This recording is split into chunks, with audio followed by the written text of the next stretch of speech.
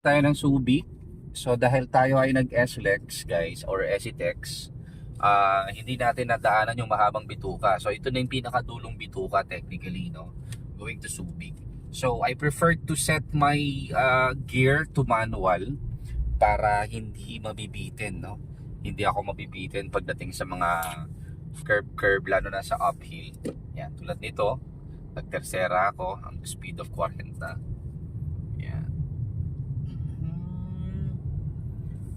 Ang ganda ng ganda ng steering natin, guys. Walang alog ang gulong, ganda ng kapit. Ayan. So pababa tayo, hindi ako pwede magsikunda. Yan. This is my driving style anyways. And isang guhit na lang, nasa half tank na ang ating fuel gauge.